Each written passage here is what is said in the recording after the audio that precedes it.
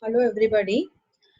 In the previous class we were discussing about the programmable logic units, and under that we had seen there are two types, that is factory programmable device and field programmable device. Factory programmable means the one which is already programmed. When they come out from the factory they will be programmed for a particular application. Whereas field programmable, that is a programmer will program the device, FPGA device, or the program logical device for a particular application by downloading the program or by connecting the fuses in the and then or arrays. Under that we had simple logic device, complex logic device, and FPGA, that is field programmable gate array. And in simple, we again we saw there is a division, that is PROM, programmable read-only memory. In this, it has and or arrays. And will be fixed and or is programmable. Then you have PLA, programmable logic array, where both and or arrays are programmable. PAL, where the and is fixed but or arrays are programmable. Then the generic array logic, wherein generic array logic is similar to PAL, but it is reprogrammable. Whereas the others are not reprogrammable. Once you blow the fuse, it is permanent. Whereas in GAL, these devices are reprogrammable. Then coming to complex programmable logic device, they have a structure between the simple programmable device and FPGA. Along with the gate arrays, gate and OR arrays, they also have macro cells which can be programmed for complex functions. Then coming to the FPGA, that is field programmable gate array. Today we will discuss about the field programmable gate array.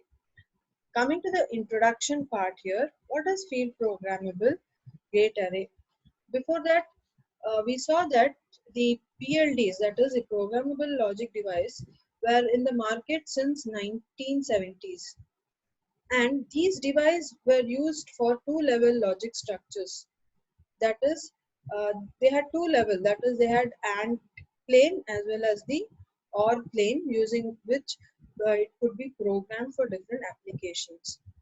PLDs were programmed by anti-fuse. That is, when you give large voltage, a particular connection is established, and you see the uh, device working. But they are not reprogrammable. Once you blow the fuse off, it is permanent. You cannot reconnect the fuse and all. So they are programmed using anti-fuse. This logic was used to connect major components of the system, and it is also known as the glue logic. They were used in prototypes as they could be programmed and inserted into a board in a few minutes. Whenever you wanted to develop a prototype, these could be used because they were easily programmable. But actually, they could not be used in the uh, the final product, end product. As the digital system became more and more complex, more dense programmable logic was needed, and the limitation of PLDs, two-level logic became clear. Two-level logic was used for simplex or simpler circuits, but as the level of integrity increased, two-level structure became too inefficient. Therefore, FPGAs with multi-level logic was used. FPGA used both programmable logic elements and programmable interconnects to build multi-level functions. The history, coming to the history, American scientist or engineer, Mr. Rose Freeman, he was the one who invented these FPGAs. The initial FPGAs had both programmable logic elements and programmable interconnect structures. This was programmed using SRAM. SRAM means they are like pass transistors, using pass transistors, controlling the gate of the pass transistor. You connect you create a connection, you switch on. If the gate of the pass transistor is 1, the transistor is on. There is a connection established. If the gate of the pass transistor is 0, then there is no connection established. It's because the transistor will be off. Whereas antifuse means by giving a very high voltage, you either blow the fuse or the fuse is, and if there is no voltage, the fuse is there. So it is one-time programming. Anti-fuse means. Okay, these FPGAs were fabricated on standard VLSI fabrication process.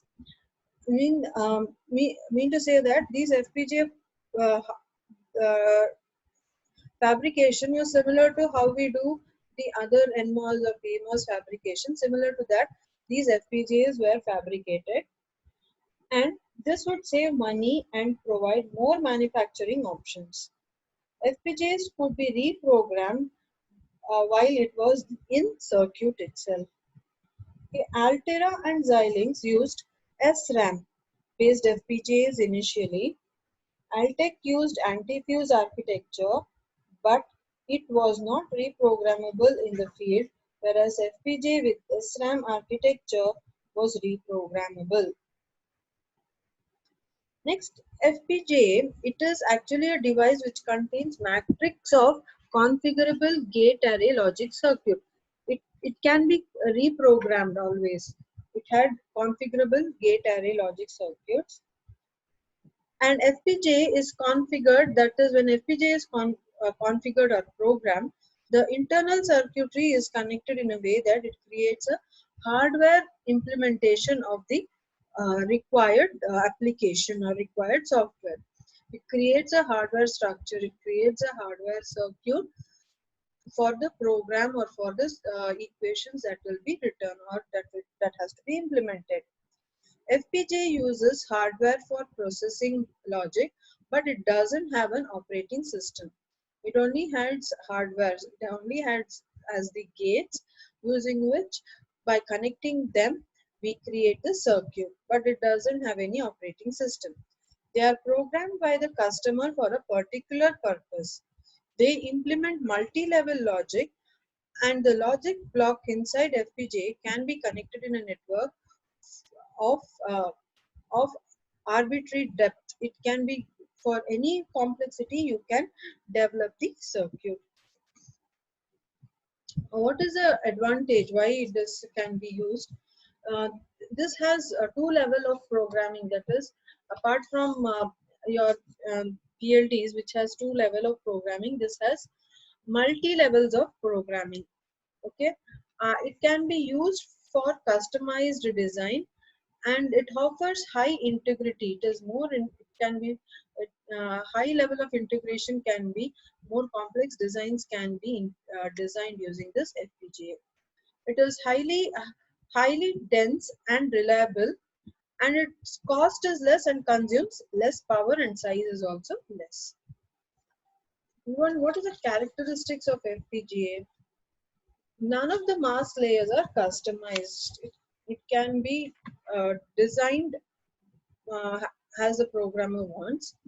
A method for programming the basic logic cells and interconnects. There are, different methods which we can use to program the logic cells and interconnects. The code is a regular array of programmable basic logic cells that can implement combinational as well as sequential circuits. You can implement combinational as well as sequential circuits, and it can be designed within few hours.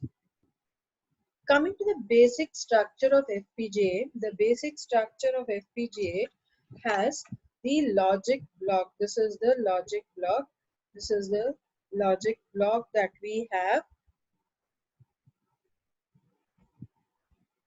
See, this is the logic block, okay, and or the configurable logic block or programmable logic block.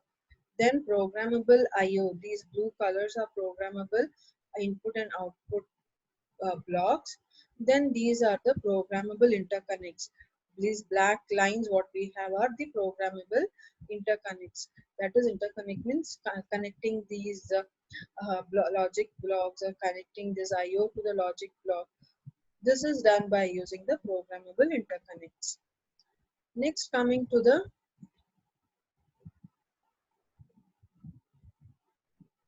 next one.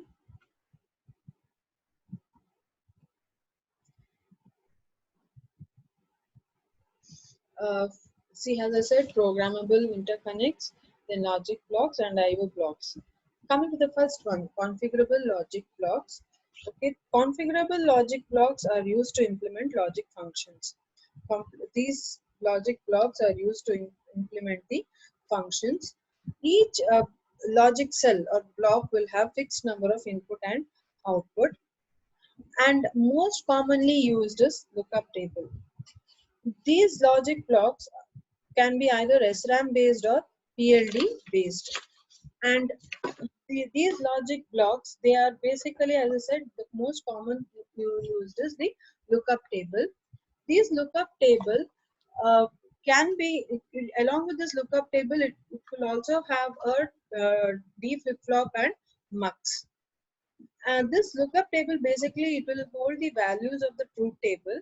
When the power is switched on, whenever the power is switched on, the values of the truth table will be passed on to the lookup table. And the lookup, it contains storage elements or storage cells which will hold these values of the truth table. And depending on the input values which will be given to the mux, corresponding values from the lookup table will be passed to the output. You can just see here. See, this is a lookup table, 2-input lookup table. For 2 inputs, we see there are 4 values. Okay, so correspondingly you will have 4. You'll have this correspondingly you will have this 4 cells or memory units in this lookup table. Once the power is switched on, these values, the output for this, will be stored here, and the input x1 and x2 will act as the select lines for the multiplexers. Depending on the value of x1 and x2, these values will be passed to the output. See, let us take the first case 0, 0, when x1 is 0 and x2 is 0. Initially, when this power is switched on, this values of f1 comes and sits in the memory cell of the lookup table. And when the first case, when both are 0, when x1, first you see, in this case x2 is 0, means x2 is 0 means in the first, here in the first, see in this first multiplexer, if x2 is 0 means what, this line should get selected, 1 comes here. Okay, let us write here, 1 should get selected. And next, here in this case, what should get selected? Here 0 should get selected. Okay, now again you have 0, x1 is 0 here, means x1 is 0 means which should get selected? 1. So the output will be 1. Okay, similarly in this case, let us see, so the second case, x1, x2 is 1, x2 is 1 means what will be the output in this case? Output here will be, when this is 1, output will be here, it will be 0, and in this case it is going to be 1. Okay, next, when x1 is 0, x1 is 0 means this I0 or the first input should get selected, output will be 0. So similarly, like this, the other cases can also be evaluated. So what values passes from the lookup table, from the memory cell of the lookup table, depends upon the select line that is given to the mux. And what are these select lines? These select lines are nothing but the input values. Then coming to the next one, we have this is the 3 input. For 3 input, this will be the lookup table. For 3 input, how many values will we have? For 3 inputs, you will have, that is the 8 values. So you will have 8 memory cells in the lookup table. And once, for any given expression, the output will come and it will get stored in this memory cell, and corresponding to the values of your input, that is x1 is here, x1, x2 and x3, which is given as the select lines to the marks here. Correspondingly, the values will be passed to the output. Next, coming to the next one. See, as I said, along with the lookup table, you can also have D flip-flops and mux. This can be used to implement sequential circuits. Previous one was just combinational circuits. If you want to implement sequential circuits, you can also include D flip-flop along with the mux. So this can be used to implement the sequential circuits. Next is the I/O pads or the input-output pads. What are these I/O pads means? I/O blocks or I/O pads. Basically, these FPGA, they have to communicate between the other circuits or the external device. In that case, we will require this I/O blocks. This is basically used for communication or interfacing the FPGA with other devices. For communication, large number of I/O blocks are there uh, at the peripheral of the FPGA. Each block can be programmed individually to support a particular I/O standard. I/O standard refers to the voltage levels. For different voltage levels, it can support different voltage levels. Each block will be programmed for different voltage levels, and it can support very large range of I/O standards or voltage levels. I/O blocks have the function of interconnecting the signals of the internal logic to an output pin of the FPGA package. There is one I/O block for each I/O pin of the chip package. The I/O blocks have their own configuration memory storing the voltage, which is voltage to which the pin must comply, and configure the direction of communication on it, making it possible for to establish monodirectional link in either way or bidirectional one. It consists of input buffer and output buffer with three states and open collector output control. There are pull-up resistors on the output, and sometimes the pull-up resistors that can be used to terminate signals and buses without requiring discrete resistors, the external chip. Thus, a digitally controlled impedance is used to improve the signal integrity.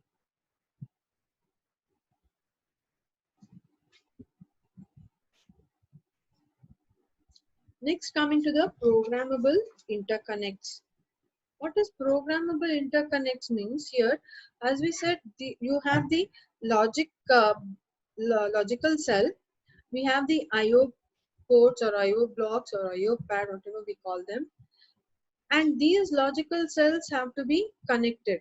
So there is a connection, and that connection is called programmable interconnect.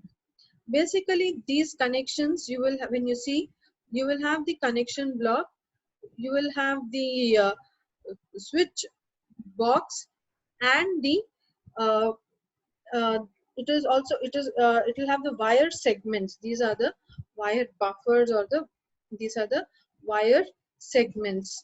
Okay, this again you can see here, this is called the programmable switch or routing switch. These are connecting blocks. Connecting blocks means uh, the logical cell is just connected to the wire segment. This switch here is used to connect the horizontal and vertical. You have the vertical and horizontal buses or the wire segments. To connect them, you require the switch. Here, directly these logical blocks are just connected to this buses or the wire segments. Two different, that is, the vertical and horizontal wire segments are connected using the switches. Type of wire segment is, you will have different types, that is single, double, long and global. Single is used to connect a logic block to another logic block, from one logic block to the another logic block. Double means it has to travel past two logic block before hitting the switch. It has to pass from between two, that is between two logic blocks it has to pass. Here it is only one. Usually two logic blocks it has to pass to get it is to connect to the other one. Okay, next is the long. They do not go through any programmable switch at all. Instead, they travel all the way across or down a row or a column and are driven by tri-state drivers. They are long from one end to another, and if you have to connect, use a long wire. Then global clock lines, these are used for clock inputs. Then connection path, or the that is how to connect the wire segments. Connection path between the logic elements may require complex path, since the logic elements or logic unit or logic block are arranged in some sort of two-dimensional structure. They will be horizontally and vertically placed. We therefore need to make connection not just between the logical blocks or logical elements, but also between the wire themselves. As we said here, there should be a connection between the wire themselves. Okay, the wires are typically organized in the wiring channel or routing channel. This entire thing, this from this end to this end, it is called, this entire three whatever these three line segments, wire segments, they are called the channel or the routing channel, wiring channel or routing channels that run horizontally and vertically through the chip. Each channel contains several wires. The human designer or the programmer chooses which wire will be used in each channel to carry a signal. See here, these wires are running horizontally or vertically, and there will be many such in the channel, and the programmer will choose which wire will have to carry the signal. Segmented wiring or offset wiring, depending on the length of the wire. Here segmented means, if you see here, there are two wires, and when they are connecting different logic units, here you have four logic units. Each wire, that is, you have and coming to the second, this one here, the length of these wires are not same. Length one and the wire of the length, this one, it is, this has length one and this has length two. They don't have the same length. Whereas in offset, the length of the wire will be same. You have the same length of the wires that will be used. Connection block, as we said, connection block, whenever you have to connect the logical block or logical cells to the wire segments, then connection blocks are used. Just usually by showing some into mark, we show that there is a connection. Like how we have here, see here, you have this input x1 and you have the input x2 as well as input x2, x1, x2 and x3. Here x1 is connected through these wires. See, it has to pass through all this and then come to x1. Okay, wherever you have into, it means there is a connection. X2 is connected to this logic unit as well as it is connected to this logic unit. Okay, then here output F1 is nothing but here x1, x2. Okay, this is x1. See, it is 0, 0, 0, 1, means it is x1, x2. Then here it is x2. This is x2 bar x3. This because of this one. If this is one, it is 0, 0. Here it is 0, 1. Second one will be, this case is 0, 0. This is 0, 1. This is 1, 0, and this will be 1, 1. So here this is 0, 1. 0, 1 means x2 bar x3. Both here it is going to be x1, x2 because the last one is 1. Then connect these two to the third logic unit. The output will be x1, x2 plus x2 bar x3. Next, SRAM different programming, that is switches have to be programmed. So you have different programming methods. Under this, the first one will be the SRAM programming. Okay, programmable switch. Each programmable switch, it consists of many switching elements, and these elements need to be programmed or configured. So there is basically three types of technology or configuration that will be used: SRAM, antifuse, and flash. First, coming to SRAM. SRAM programming uses one or two way switching. Okay, here you see there is a transistor here. The first case, you have a pass transistor, and the gate of this pass transistor is connected to a SRAM cell. Depending on what value is stored here, this transistor is either on or off, so it is acting as a switch. When this is on, it acts as a closed switch. When this is 0, SRAM cell is 0, the gate is 0. So this transistor will be acting as a off switch. And this SRAMs can also be connected as the inputs to MUX. So depending on the select line, the values will be passed to the MUX. Output, the values from the input will be passed to the output of the MUX. See here, this is the SRAM. This is how SRAM you're controlling, giving the values. Either you're controlling the MUX or the transistor. Again, they are all used for switching between the lines. Okay, here the SRAM here, it is the this acts as a memory cell. Okay, you have this 4 transistor here, SRAM unit, and this SRAM, this is nothing but what we have here. This SRAM, this one, this sits here. Okay, this entire thing here, what we have, this entire thing, sits into this SRAM.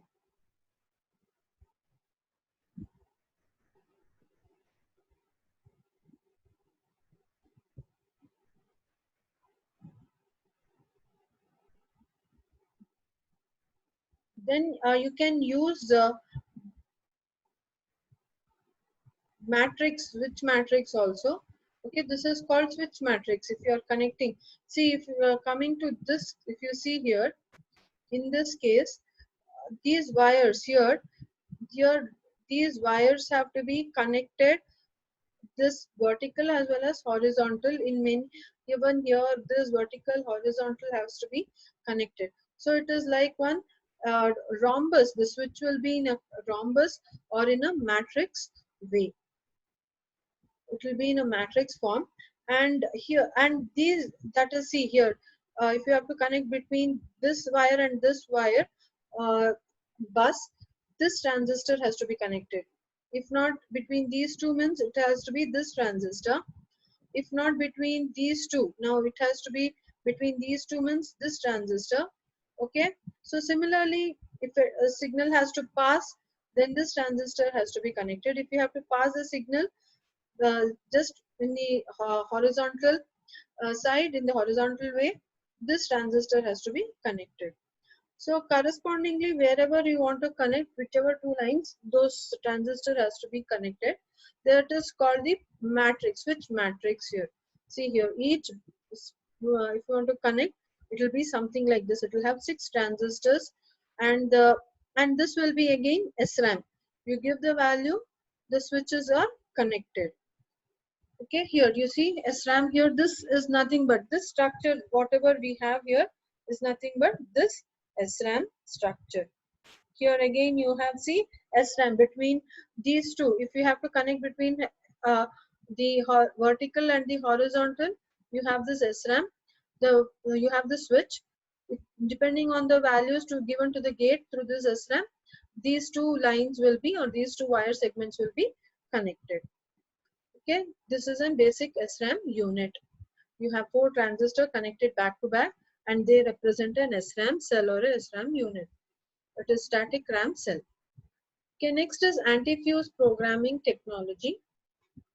These fuse, what till now what we discussed were, it is basically a transistor whose gate will be controlled by a SRAM or a memory unit. So whatever we store in the memory unit, depending on that, the transistor is connected or not connected, and there will be a connection established between the wire segments. If not, you can also go for anti-fuse programming technology. In anti-fuse, you have metal 1 and metal 2, and you have a dielectric between these two metals. Okay, you have this amorphous silicon, which is an dielectric which will be connected between these two metals. And usually there won't be any current flowing because of this dielectric. Okay, anti-fuse programming initially provides insulation between the metal 1 and metal 2, because the, only when you're giving a sufficient voltage, when high voltage, this insulator will break down, and there is a connection established between these two, metal 1 and metal 2. And once this breaks down, you give a high voltage and break this down, that will be a permanent one. Again, you cannot bring back that insulator and see that there will be no connection between metal 1 and metal 2. Once you give a voltage and establish a connection, that is a permanent one, you cannot reprogram. Whereas in this case, you can be reprogrammed SRAM. Either you give 1 or 0, depending on that. If it is 0, there is a connection. If there is 1, if there is a 0, no connection. If there is 1, there is a connection. So depending on what value we put into SRAM, correspondingly switches are turned on and off. Whereas here, once you program it, it cannot be reprogrammed. Okay. Under this is one-time programmable. Under this, again, you have two types, that is poly diffusion antifuse and metal anti-fuse. Okay, what is polydiffusion antifuses? An oxide nitrate dielectric normally prevents current from flowing between the diffusion and polysilicon layer. There is a diffusion and polysilicon, and you have a dielectric which is made up of oxide nitrate, and this prevents a current flowing or current that will be established between the polysilicon and diffusion. When when a high voltage is given, this dielectric will melt and there is a connection between the polysilicon and diffusion. This is one way of programming. The other way is metal to metal antifuse. The link is an alloy of tungsten and silicon. Usually the conductive link is formed at the corner or at the wire where the electric field is highest during programming. You see there is a amorphous silicon dielectric, and you have the two metals here. This is metal and this is also this blank structure, plain whatever we see, those two are the metal, and between these two metal you have this which is the dielectric. At this point we give a very high voltage. We break this dielectric and we establish a connection called via between these two metals. And again, this is also one-time programmable. Next is flash-based programming. Flash-based will have in a flash-based you will have a floating gate transistor. Usually transistor will have one gate, whereas in flash-based you will have a transistor which will have two gates, a floating gate and a select gate. Okay, there is a direct connection to the floating gate which is positioned between the select line and the transistor. You will have the select gate here and the transistor. Between that you have the floating gate. When when no charge exists on the floating gate, then the transistor operates in the normal way. When there is no charge on the floating gate, the transistor will operate in a normal. That is, when you give a gate, transistor is on, gate voltage. When you give a gate voltage, transistor is on. When you remove the gate voltage, transistor is off, which is unprogrammed state. That will be the unprogrammed. Without any charges on the floating gate, it is unprogrammed. Okay, to program the device, a relative large current flows between the drain and source that causes the charges to get trapped at the floating gate. When you pass a high current, few charges will get trapped. They'll get attracted because charge here is electrons. Gate will be positive, and they tend to get attracted, and they'll come and get stuck here in the floating gate. And when electrons are stuck here at the floating gate, the electric field intensity will vary here.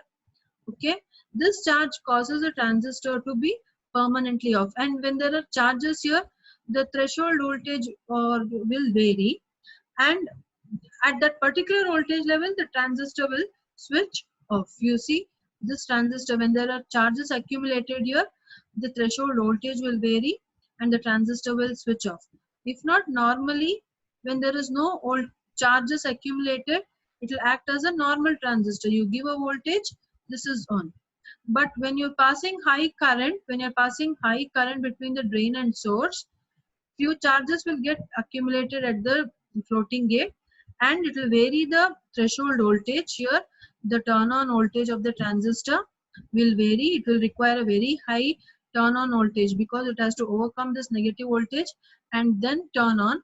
So this voltage becomes very high, and you turn off the transistor. This is achieved by exposing the gate. Usually this charges can also be accumulated by exposing the gate to the ultraviolet light, which excites the trapped electrons. When they get enough energy, they pass through the gate oxide into the substrate. Okay, that is here. If you are reprogramming this charges, if you have to reprogram, you have to, and to remove the charges, you have to expose this transistor to ultraviolet ray. By doing so, you're giving some energy to this electrons, and they're using this energy, they go back to the substrate. You remove, basically you are trying to remove the charges which are being trapped in the floating gate. You remove them. When you remove them, you are bringing it back to the normal state. You are reprogramming it. So, except for antifuse, the SRAM and floating gate can be reprogrammed. Next, the advantages. These are the advantages. Okay, they are fixed once programmed. If your PLAs are, like how you have your PLAs, FPGAs can be reprogrammed. Okay, programmable at software level at any time. Hence, FPGA ICs can be reprogrammed. It is not like your programmable logic device wherein it is programmed for only once using antifuse. Whereas in FPGA, it can be reprogrammed. Once any particular FPGA is selected and used in the design, programmer need to make use of resources available. Okay, this will be the disadvantage. Okay, FPGA ICs are really available, which can be programmed using HDL code in no time. It is easy writing HDL code and reprogramming. We have seen this already in the lab, how we do FPGA coding and how programs are dumped into FPGA and how we look into the program. Okay, FPGA development is cheaper due to less costly tools, and time is also less. In FPGA design, software takes care of routing and placement and timing. Uh, the how it has to be connected, or which line has to be selected, everything it takes care by itself. Okay, but disadvantages, the programmer should know the software language, and power consumed will be little higher. Okay, FPGAs are better for prototyping. Once it is to develop the initial, it is better to develop the initial prototypes, and later on, once you develop, you're going into the actual product, then you have to use the other complex programmable logic device. Okay, so this is about the FPGA. Next class we will talk about the placement and routing.